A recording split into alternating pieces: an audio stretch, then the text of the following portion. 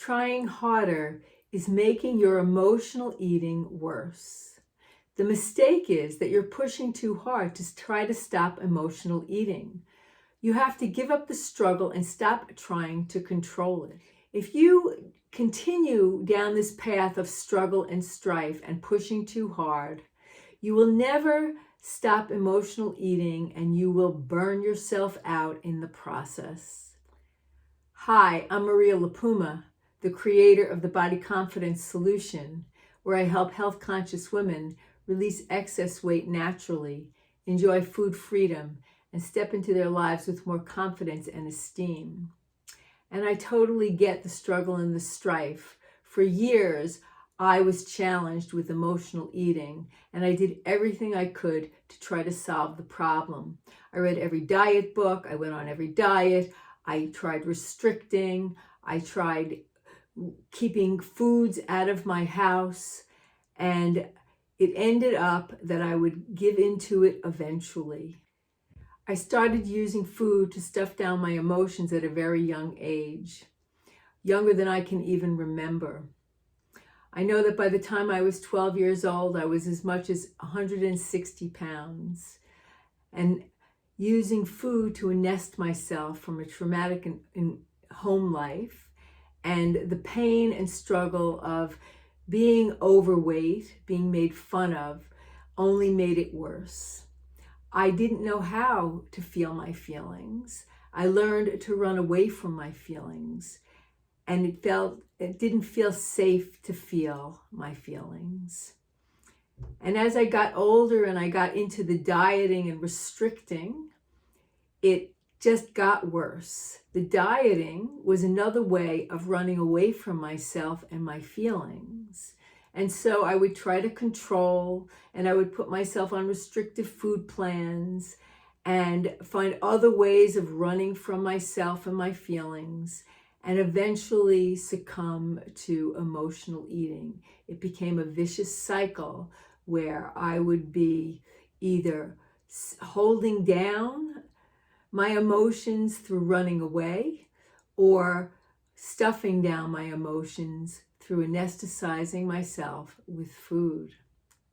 I finally got to a place where I couldn't do that anymore. I couldn't do the craziness anymore.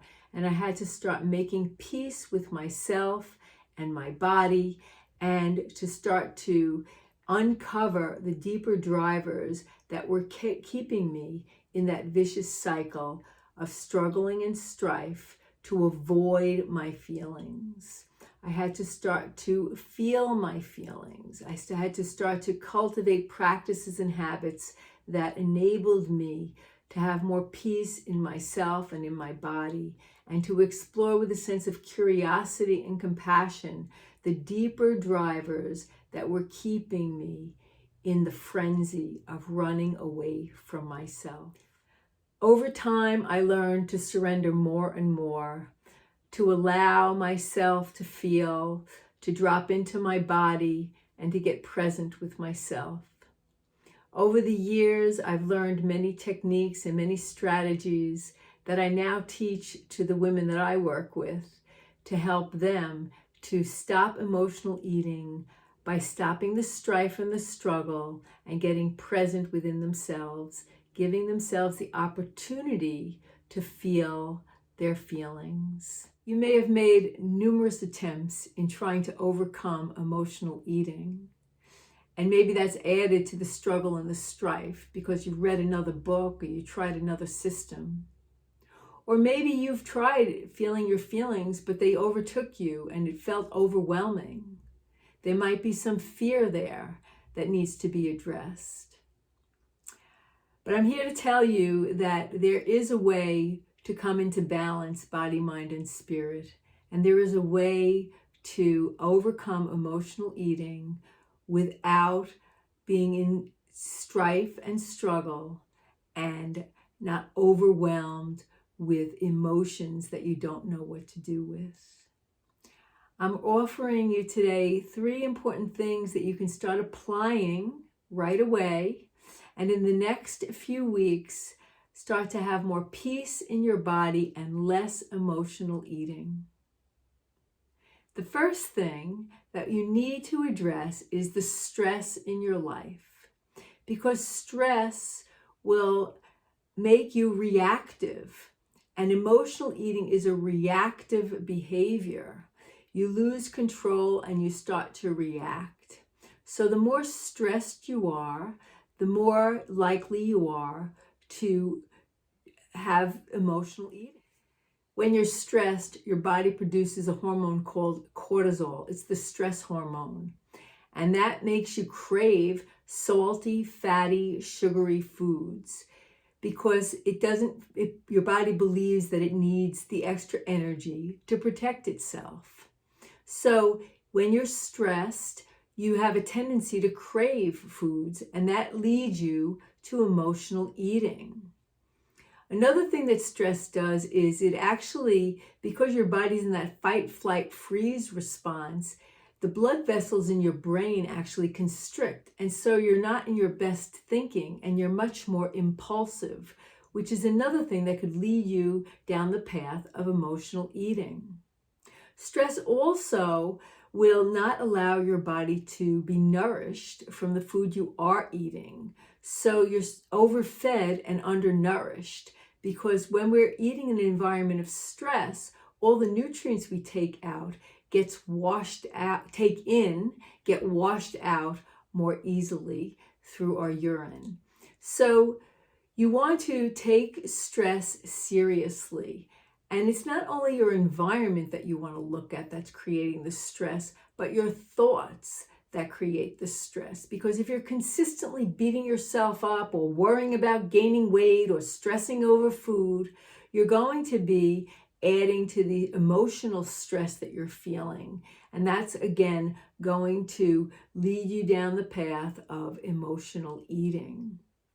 So managing your stress is an important element of becoming less frantic and giving up the struggle and having more peace within yourself. Now, some of us have been stressed probably our whole life. As a matter of fact, it's easy to just get comfortable with being stressed. Sometimes we don't realize how stressed we are because we've just adapted to it. I remember working with a client once who, as we started to do some work together, she realized that she was grinding her teeth at night, which is a stress response. So sometimes we're like this and we're holding on and we're so tight and we've just gotten accustomed to it.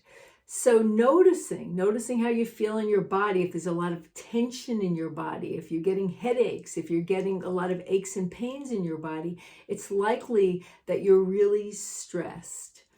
The way you start to address the stress is to first acknowledge it and then take time every day to do something for stress management. It might be simply dancing around your living room. Movement is a great way to start to de-stress your body. It gets the energy flowing. It starts to release the tension that you're holding in your body, and you start to feel more at peace, more at ease.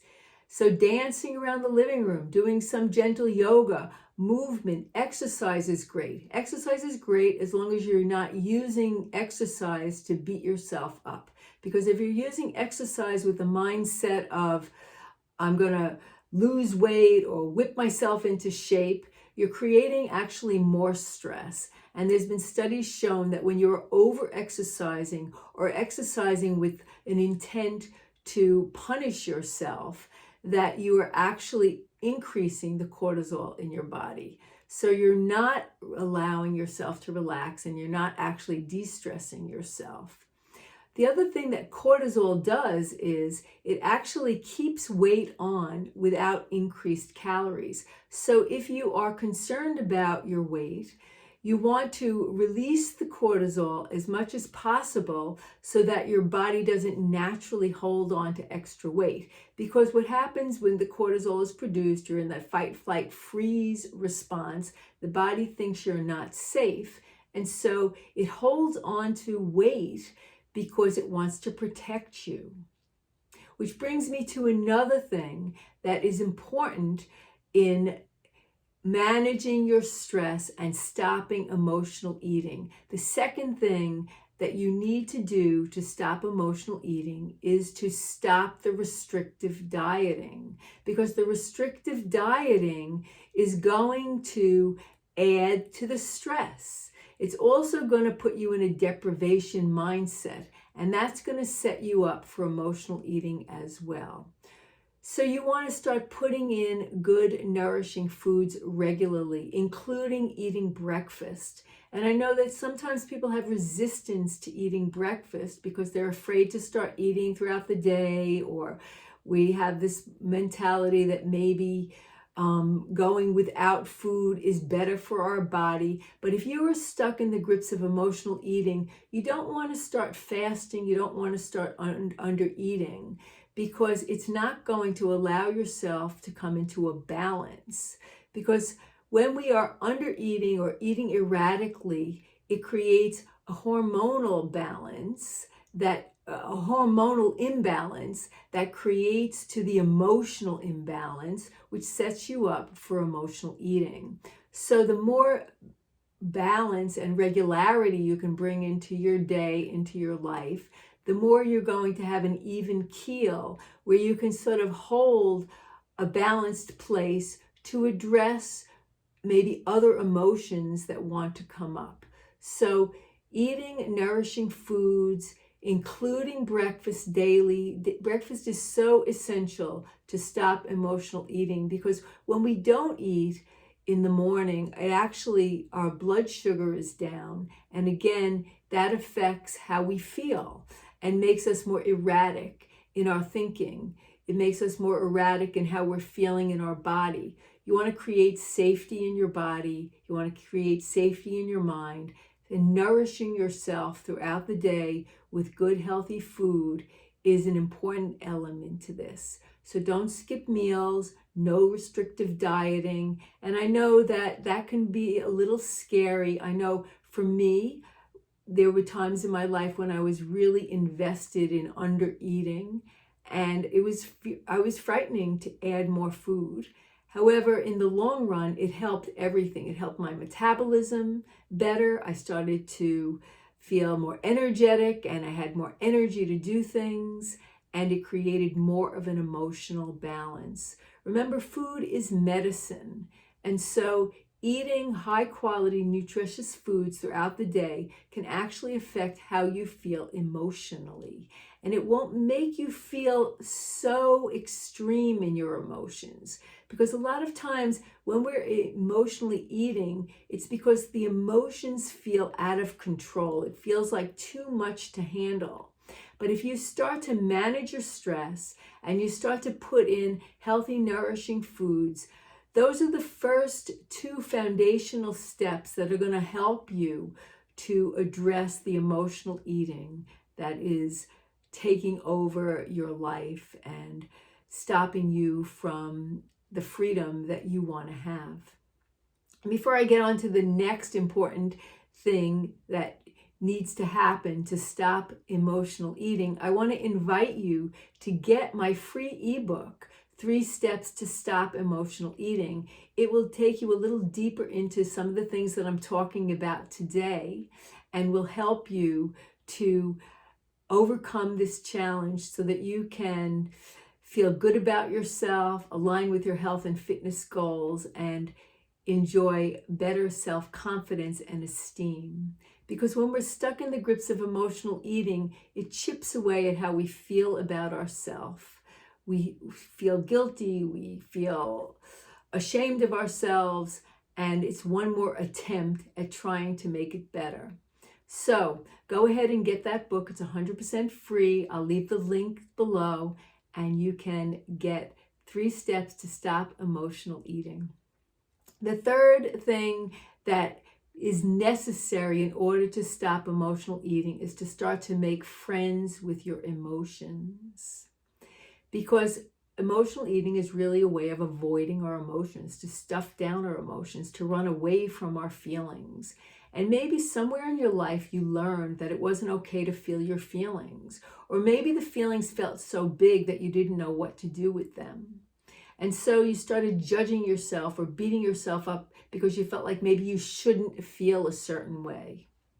Well, in order to start giving yourself permission to feel your feelings, you have to stop judging your emotions. You have to start to make yourself feel safe enough to feel your feelings. You also have to start to believe that it's okay to feel your feelings. I know in my life, I grew up feeling like I couldn't handle my emotions. And I think that this is true of a lot of people that struggle with emotional eating. The underlying belief is that I can't handle my emotions. But the truth of it is you can handle your emotions. Your emotions are just energy, and energy that is not in motion is stuck and stagnant energy. So your emotions want to flow because energy wants to flow. And it starts with creating a space for your emotions and allowing your emotions to move through you. Maybe you're so disconnected from yourself that you don't really even know how you're feeling. This comes up a lot in my practice with women. I know that it's really easy to get into the story of what's going on in your life, but how does it make you feel? And that's a question that I'm consistently asking my clients. It's like, yes, okay, so this, and this is happening, but how does that feel? How are you feeling in your body? How does that feel that this just occurred? So asking yourself the question, how do I feel? How am I feeling right now? Whether it's a circumstance in your life, or maybe you're feeling like you want to eat something, go a little deeper. How am I really feeling? What is the underlying feeling that is driving me to want to eat, especially if you're well nourished and you've already eaten something? I have a friend who keeps a little sign on her refrigerator, love is not in here. Because sometimes we're looking for love in all the wrong places. We're feeling like we need a connection, or we're feeling sad, or we're feeling unhappy. And we have this knee-jerk reaction to turn to food. However, it will never satisfy you, because if you're stuffing your emotions, if you're stuffing your feelings, it's going to take more and more to keep those emotions at bay, and they're not going to go away. The only way to get rid of uncomfortable emotions is to let them move through you. You have to give voice to them and allow them to flow through you. Because running away from your emotions gets harder and harder, and so it takes more and more food to self-medicate, or more and more running away. And so giving yourself the space and the time to start to feel your feelings. And the first step with that is to start to listen. Like I said before, ask yourself, how am I feeling right now? When this happens, how do I feel? Start to journal. Start to write about the situations that came up in your life today and how did you feel about them. Give voice to your feelings. Stop judging your feelings. Creating an environment of curiosity and compassion is the beginning of feeling your feelings. And as you do that for yourself, the safer you'll feel in your body to allow more emotions and feelings to come up. Because you may have been brought up in an environment where it wasn't safe to feel. And on some level, you took that on where you started to make it unsafe for yourself to feel. So giving yourself permission to feel your feelings, shedding light on them, beginning to listen to your feelings is the first step in allowing them to move. Because energy wants to flow and our emotions are just energy. So as you start to give voice to your feelings, you start to acknowledge what they are, you can actually allow them to move through you rather than suppress them. Sometimes we have so much invested in running away from our feeling that the struggle and the strife of running away from the feeling creates more havoc in our life than actually sitting and feeling the feeling. Create some space in your life. Give yourself time to get present with yourself and to feel your feelings. And again, when you're using stress relief practices like movement and maybe some yoga, that's going to allow the energy and the emotions and the feelings to start coming up. Because, as I said before, energy wants to flow and movement will get it flowing. So give yourself the space and the time and allowing. Stop judging your feelings. You'll find that once you start giving voice to your feelings and allowing them to move through you, you can actually release them and let them go. You don't have to get stuck in them. You don't have to hold on to them. That you can grieve and let it go. You can cry and let it go. You can get angry and let it go. Whatever it is that wants to come through you, allow it to come through you so that you can be free of it.